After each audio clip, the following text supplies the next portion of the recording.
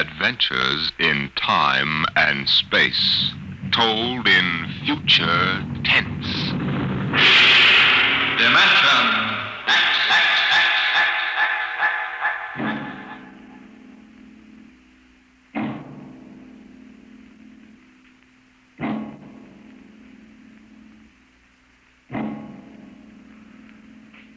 Out of the infinitude of stars and planets in the solar system and other systems in the universe, it is almost mathematically certain that there exist other forms of life on other worlds. Someday, in the future, in 1,000 years, or in the next 10 minutes, daring travelers through space will make contact with the inhabitants of another world. But the question is, will we contact them first, or will they contact us?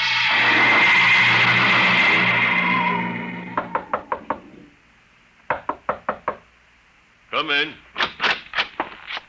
This is Broderick's private detective agency. Check. My name is Graffius of Springfield. I would like to see Mr. Broderick. Check. What is it, Dolan? There's a guy outside.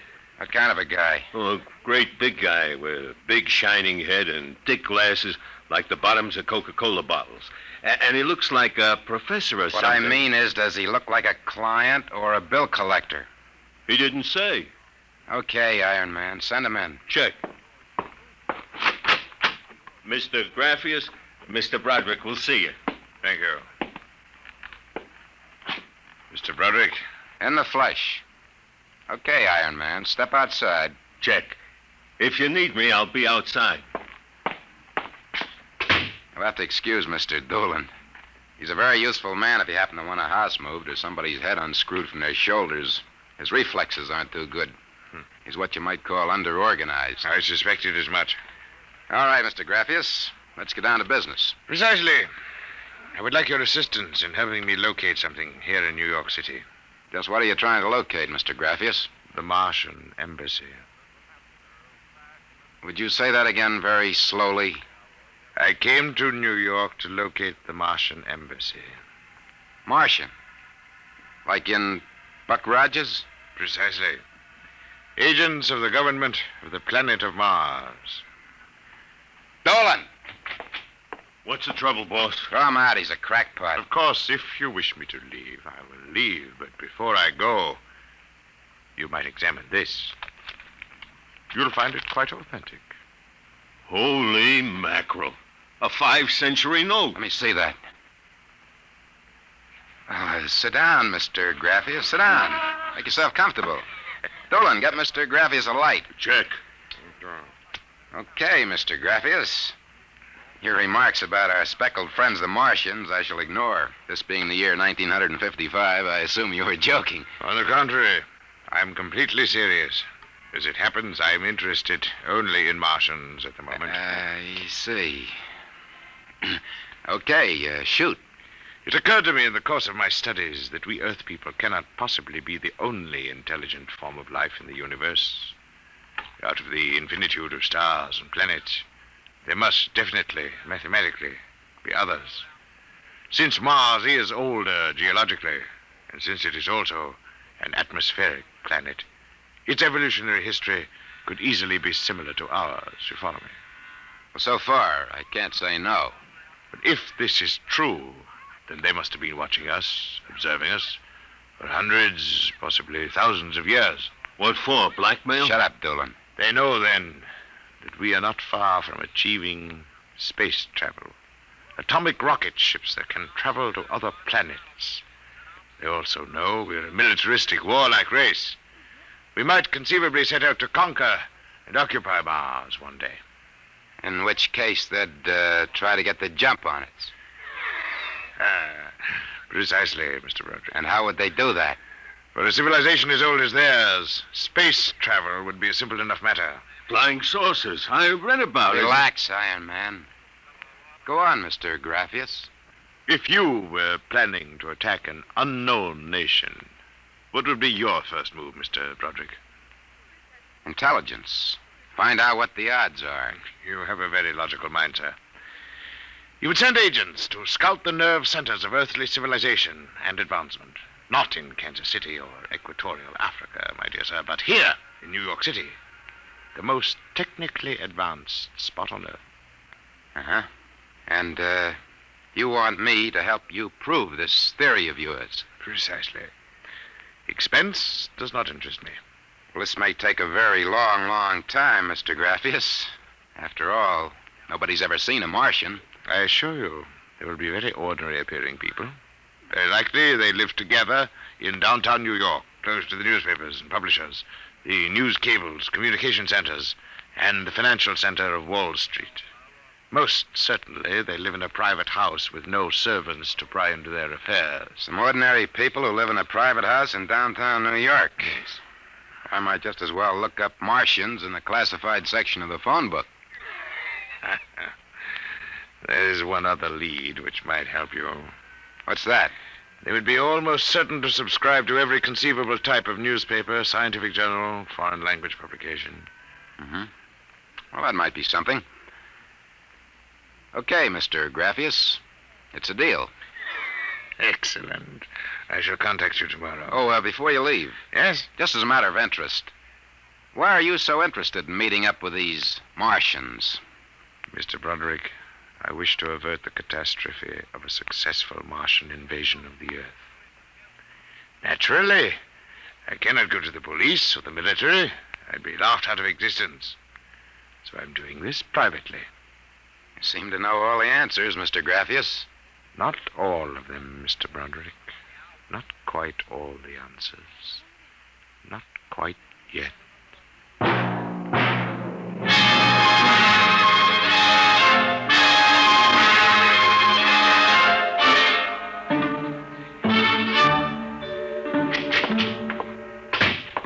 Boss, here's a private address. Takes everything from Pick magazine to the Manchester Guardian. Listen to this. Pick, Look, Scientific America, the Daily News, the Daily Worker, the Police Gazette, the Journal of Engineering, Scientific Quarterly, American Psychiatric Journal. Let me see that. Oh, Doolin. Doolin, sometimes I wonder. What's the address on this? 9 West 124th Street. Which happens to be the Harlem branch of the Public Library. Oh. Now listen, Noodle Brain. Check all the renting agents. Find out every private house in downtown New York. And then cross-check with the magazine subscription departments of the scientific magazines. You got that? Check. I wonder. Boss, what's the sense of all this? We know there ain't no Martian embassy in New York. This crackpot is paying us $100 a day, and we got to keep him happy. You understand? Yeah. Also, I've got a hunch that Mr. Graffius isn't looking for any Martian embassies. He's looking for something quite different. Now start making with the telephone.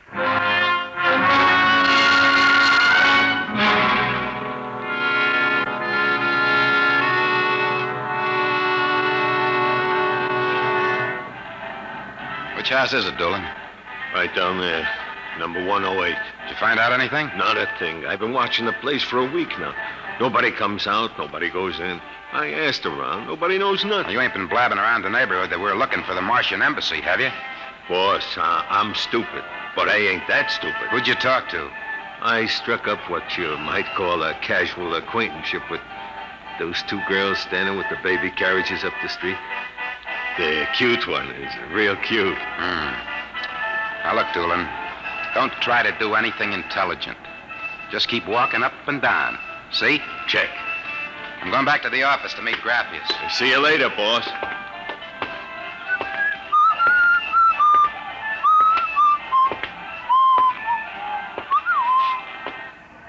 Hiya, beautiful. Hiya, Flatfoot.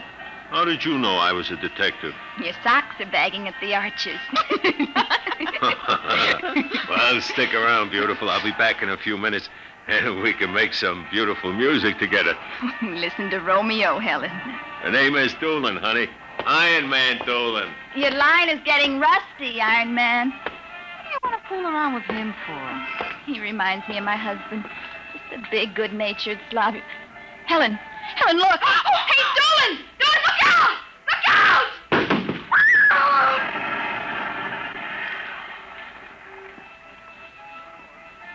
Helen?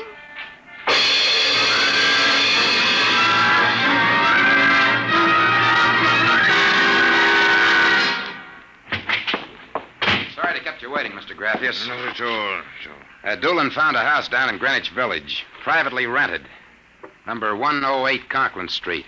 Nobody seems to know anything about who lives there, except that they subscribe to every paper and scientific journal put out. And also they have a peculiar antenna on the roof. You don't suppose your Mr. Doolan will try to get inside the house? No, he knows better. Mr. Broderick, I assure you, if that place is the Martian embassy... Doolan can take care of himself. Still, I wish you had informed me before. Well, that's probably him reporting back now. Excuse me. Hello. Yeah, speaking. Doolan? Yeah, he works. What? Oh, no. No, I can't think of any. Yeah, sure, okay. Yeah, I'll be right down. Okay, Lieutenant. Yeah, right away. Something the matter? Doolan is dead, Mr. Graffius. What? They found him splattered all over the sidewalk in front of number 108 Conklin Street. How did it happen? There were some witnesses. They said a building cornice dropped on him. The cornice? But how? It fell off the building next to 108, right on top of him. Come on, we can get a cab. I have to identify the body.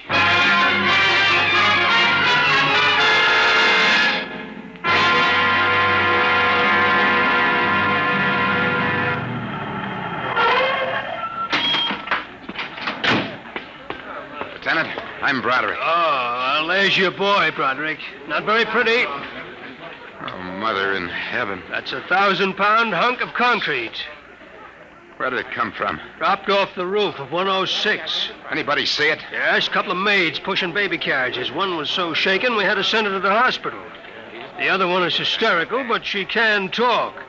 Can't seem to get any sense out of her, though. Do you mind if I talk to her? Not at all. I'll be back in a minute, Graffius.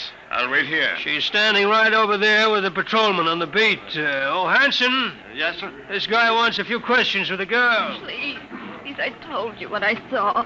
How many times I gotta tell you? Miss, the dead man was a personal friend of mine. Would you tell me what happened, please? Helen and I were standing in front of Rathman's candy store up on the corner. We both had the babies out. I worked for Mrs. Gillian on Washington Square North. He said hello and joked a little. Then he walked down the street just like he's been doing all week. Hadn't taken more than a few steps when... Please, miss. It's very important. I tell them, but they don't believe me. What do you tell them?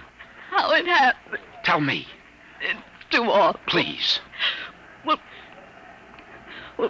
first he squashed, and then the stone fell on him. What do you mean, he squashed? They don't believe me, but Helen saw it too. She saw what? First, he squashed, then it fell on him. He was mashed flat before it even hit him. Now, look. That's the story, Broderick. Please, let me alone. Let me go home. I told you what I saw. Now let me alone. Let me alone. Did you learn anything, Mr. Broderick? Huh? I don't know. I don't know what to make of it. It's crazy. Mr. Broderick, if I may make a suggestion at this point, perhaps it would be better if we dropped the entire matter. What's eating you? First you come at me with a chain of nonsense that you're staking real cash on. And now when we hit solid trail, you want to call off the dogs. Well, maybe you operate that way, but Broderick doesn't. May I ask, then, what do you intend doing? As soon as the cops clear out and this place quiets down, I'm going to pay a personal call on the Martian embassy. Whatever number 108 is.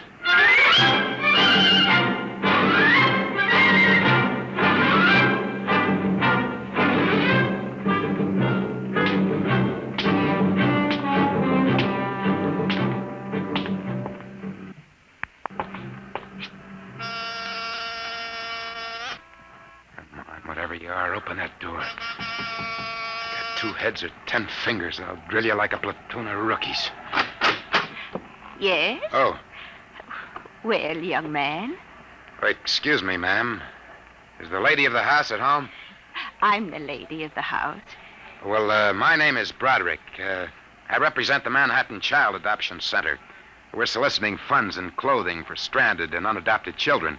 And I wondered if... Oh, won't you come inside? Well, we don't usually... Oh, nonsense. I'm old enough to be your grandmother. Besides, my son, Lauren, is working at home. Your son? He's a bibliographer. He writes summaries of articles and books from scientific journals and publications for libraries and universities. I see. Well, sit down, Mr. Broderick. We get so few calls, and I do like to visit. Oh, thank you. Now, what was it you wanted to talk to us about? Oh, well, I wondered if you or your son... There's nobody else living here. No, just Lauren and I. I'll have to ask him about the contribution, but I'm sure he'd like to. Good. Thank you very much. I'll send a representative to collect. Oh, please stay a moment. I was just about to have tea. Let me pour you a cup. Well, no, thanks, really. No, young man, I insist. Well, thank you. I was getting awfully tired of having tea by myself every afternoon. You know, I'm not very much of a tea drinker, but this seems to have a strange taste. It's my own recipe. The secret is in the brewing. It's sweet. Yet almost metallic. It takes a few sips to get used to, like olives. Uh-huh. Well, I think I'd better be running along. Oh, but you haven't finished your tea, Mr. Broderick. I better be going. I'm late. Oh, you're not being very polite. Do finish your tea. No, really, I feel funny. Oh, I'll call Lauren. No, I'm leaving. I feel kind of dizzy. Oh, I'm sure Lauren can help you. I'll call him. Oh, no, don't bother. But I must. Besides, you aren't well. Tea. Lauren! Gotta get out. Lauren, hurry. Got it out of my way. No, you must stay. Yes, Mother? You drugged my tea. Let go of my arm. Lauren! Let go. Gotta get out of here. What heaven? The other one, that Broderick, he was here. I drugged his tea. He got away. Fool, idiot. Go after him. Use the pressure ray. Risk another murder on our doorstep. Are you insane? What he suspects. We'll have to take our chances. We'll have to think of some other way. How did they find us? I don't know how, but I'm certain someone else sent them. Who? I don't know. I'm afraid to let myself think. It might be them.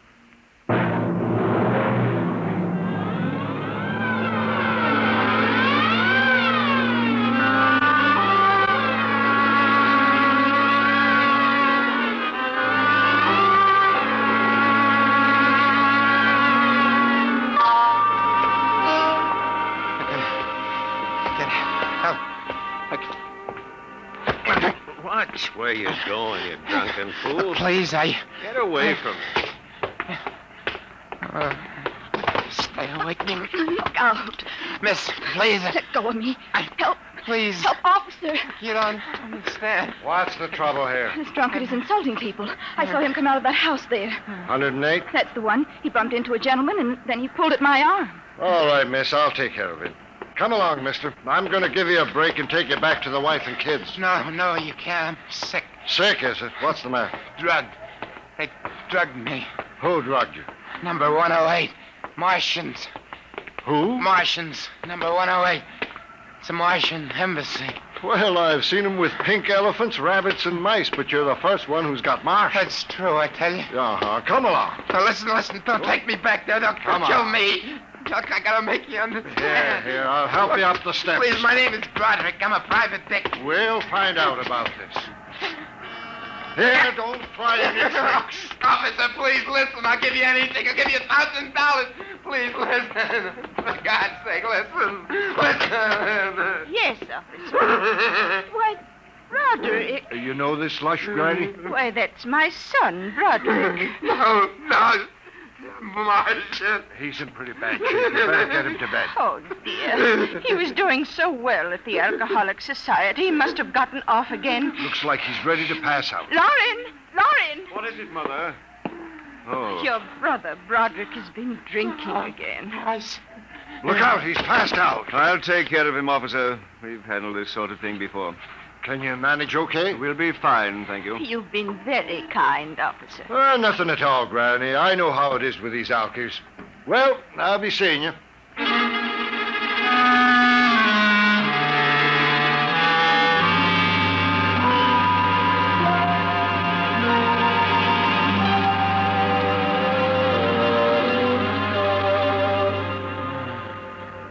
Martian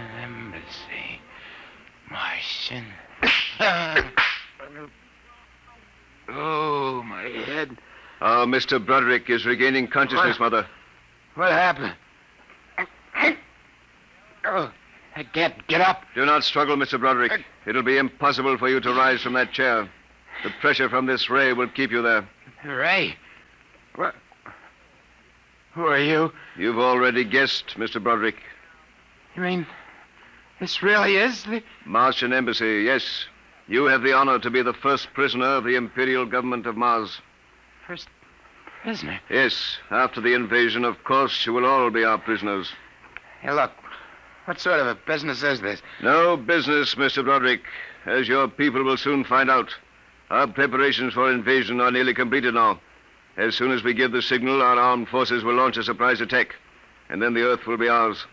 You're crazy. Not half as mad as you, Mr. Broderick, to come muddling so foolishly into our affairs. That was a fatal mistake.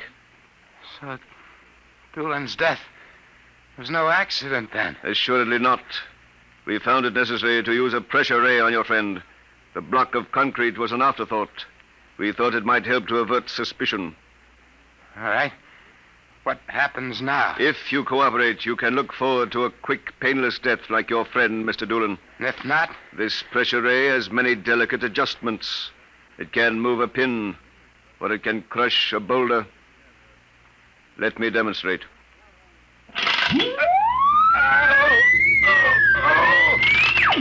You see, Mr. Broderick, as if an invisible vice were crushing you. What do you want? The name of your client. We are interested in knowing who is so anxious to locate the Martian Embassy. The names of my clients are confidential. Well? All right. Turn it off, Mother. Mr. Broderick has seen the wisdom of speech. His name is Graphius. Graphius? Yeah. An unusual name for an Earthman. Describe him. Well, I don't know if I really can. Mother. Describe him.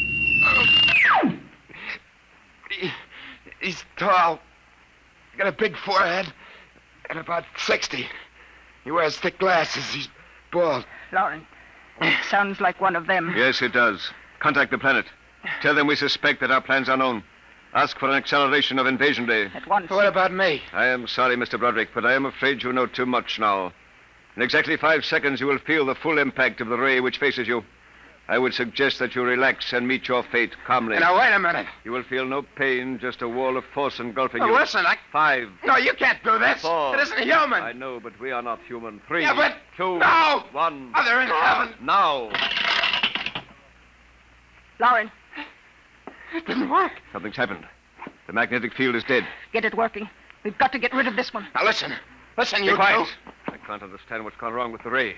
Why would it suddenly stop like that? Perhaps I can explain. What? Graphius. It's you. Yes. Lauren! Stand back from the pressure ray, please. It will not function anyway.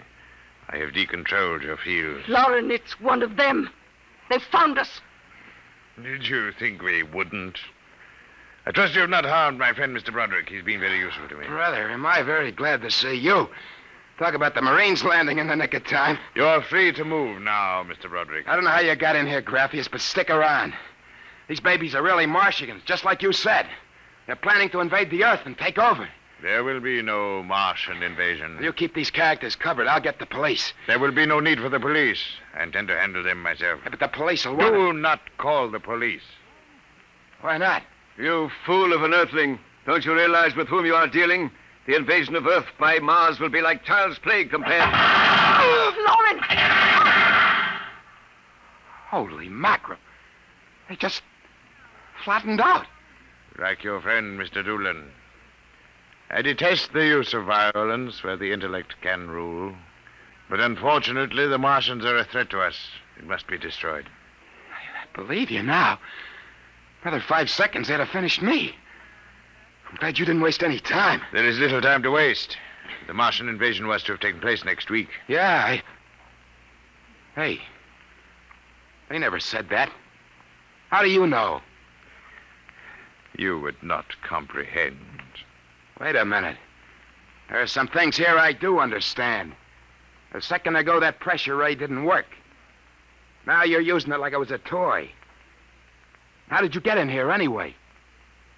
Who are you? Another one of those Martians? No, Mr. Broderick. I happen to be a Venusian.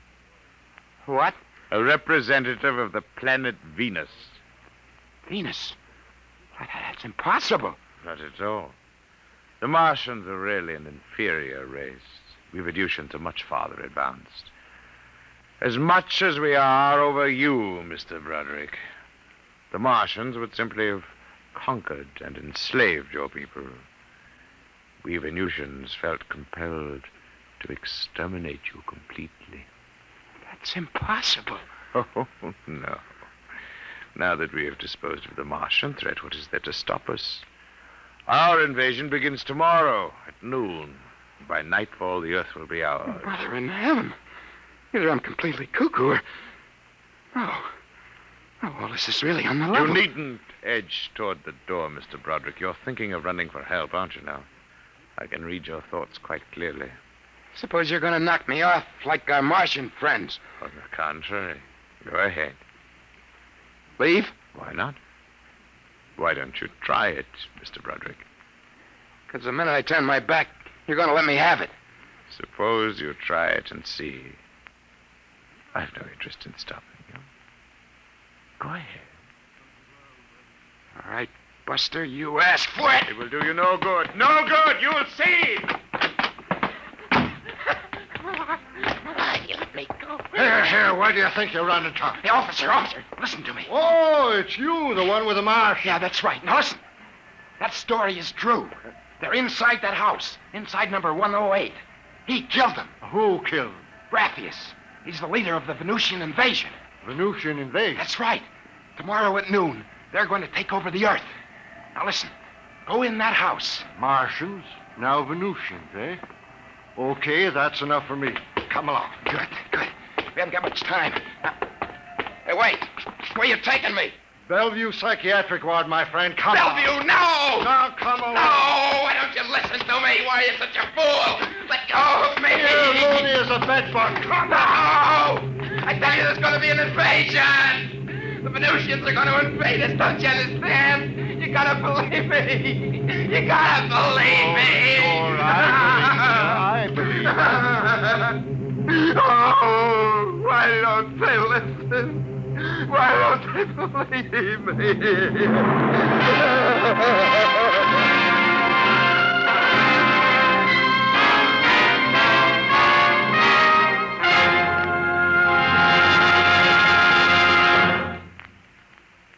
You have just heard another adventure into the unknown world of the future, the world of Dimension X.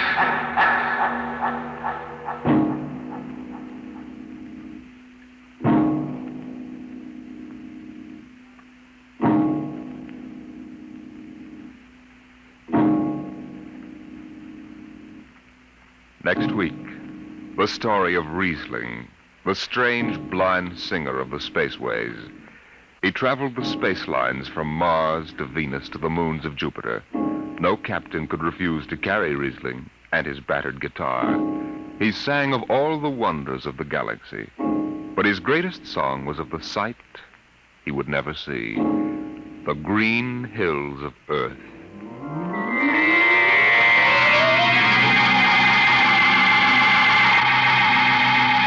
Tonight, Dimension X has presented The Embassy, a story by Donald A. Wollheim, as adapted for radio by George Lefferts.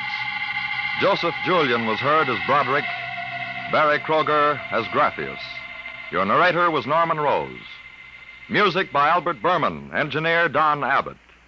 Dimension X is produced by Van Woodward and directed by Edward King.